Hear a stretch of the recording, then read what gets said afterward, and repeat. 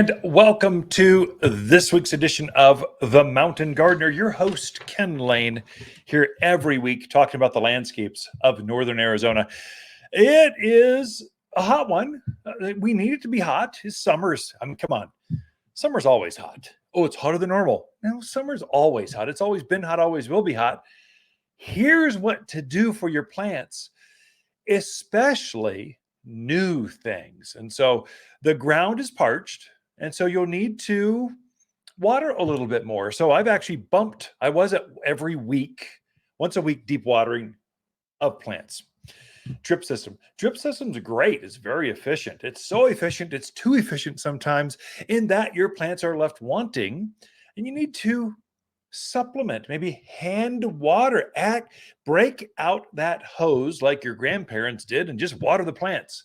And so don't trust the irrigation solely, because that drip emitter drips right there and it saturates this little piece of soil, garden soil, and it may not be quite enough, especially for brand new plants. So for established things, probably it's fine. They've got roots all over the yard.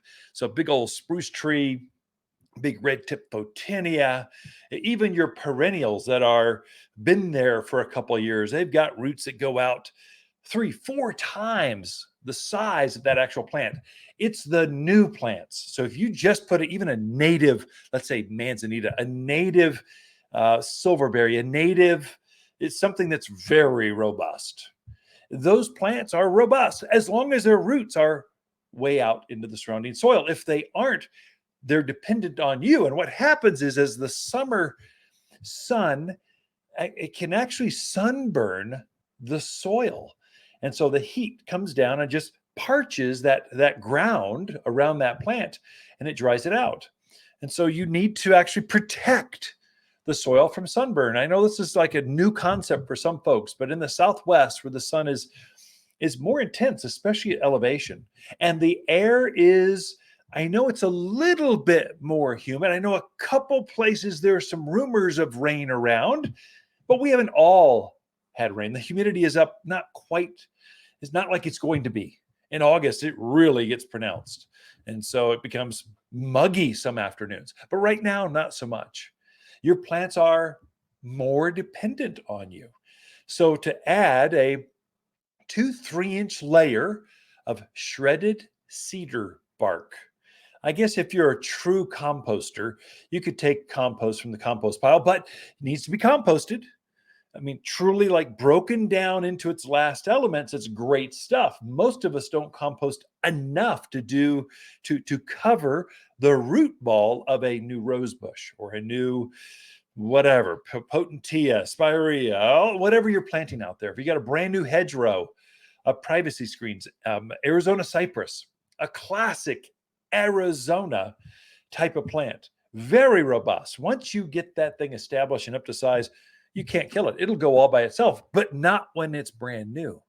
You're going to need to protect it and encourage it to do your gardener's due duty to get those roots out into the surrounding soil. And so here's what I'm doing for my own garden. So my name's Ken. We're just friends. We're talking like over the back fence, and this is working in my backyard. I think it's going to work in yours as well. So for brand new plants, I've bumped up my drip irrigation to every 4 days, just because it's hot and I got a lot of brand new plants. Now, if it was all established plants, probably not needed. But because I've added so many new plants, probably advisable. Better to overwater just a touch when it's really hot out than under, and have those leaves scorch and kind of wilt and just dry off. And you have to restart and re-leaf that plant out. That's not ideal, especially for a new plant. So every 4 days. And then I'm hand watering an extra, I don't know, I just kind of deep soak, take my hose out, and I just sip my coffee in the morning. I look at the hummingbirds out in the fountains, and I just water my brand new plants. And I'm deep soaking those root balls. What I'm trying to do, what happens is when that soil sunburns around that root ball, it actually dries out the surrounding soil, and the soil starts to wick away the water inside the root. And so, yeah, you might have a drip emitter dripping right over that root ball, but if the surrounding soil gets dry, it starts to wick away that water faster, or it does detriment to the plant faster than you can rehydrate it. So by hand watering, kind of once, twice a week, you're not really watering the plant. The irrigation is doing that. You're actually hydrating the surrounding soil. Another little trick is I'm taking shredded cedar bark, 3-inch layer around the roots to keep the sun off the soil. It's like a sunblock. Literally, it's blocking the sun from the soil to keep it from being sunburned. It'll keep it from cracking and parching and separating from around that root ball. It's a game changer.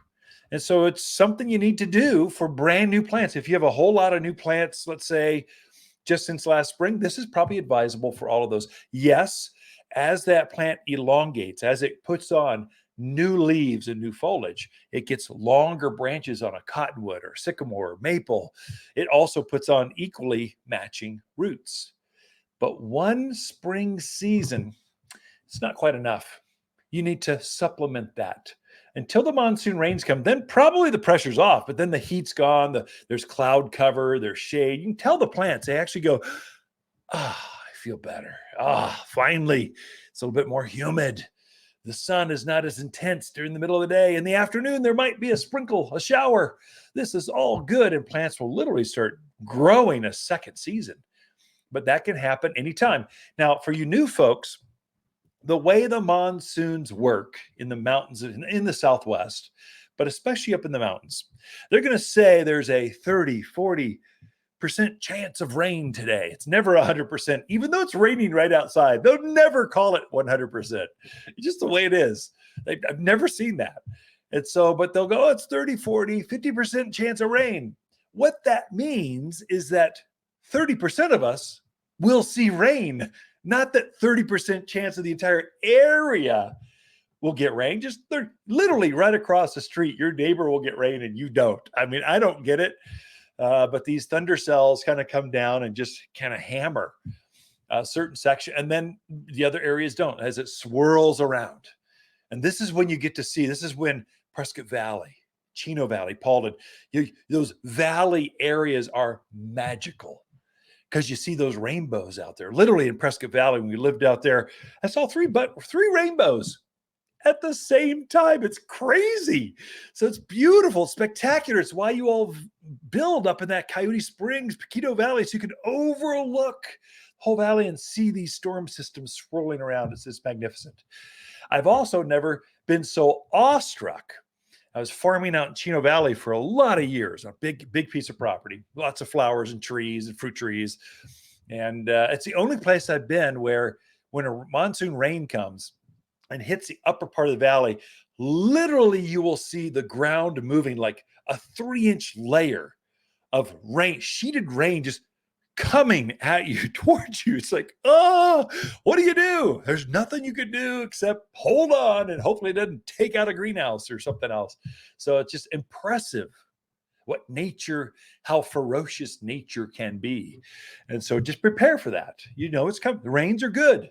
It's going to fill the lakes back up. It's going to rehydrate the soil. It's going to take the pressure off of gardening. But between now and then, make sure, in fact, much of our rain comes down so torrentially, so quickly that it doesn't hydrate the soil. It actually runs off more than it soaks in. So there you need to probably hand water, supplement for the next couple of weeks your drip system to make sure those plants don't dry out, especially brand new plants. Yeah, I don't think you need, if a lilac is wilty and it's 10-year-old lilac, probably one watering is going to perk right up by the end of the day and go, oh, thank you, I just need that. And they'll be fine. But most of your established plants don't need that. Just the brand new things. I would also say your native trees, pine, spruce, your native junipers, I would take a soaker hose or a sprinkler or something underneath and water it one time per month when it's really dry. So I say April, May, June. Really now it's July because the season's a little late. I would water my natives to keep them healthy. One watering, don't overdo it or you'll stress them out. But one watering keeps them super healthy, keeps the bark beetles out, keeps the tip borer, the spider bites out of the trees. All right, we got Lisa Waterslane coming in with your garden questions right after this.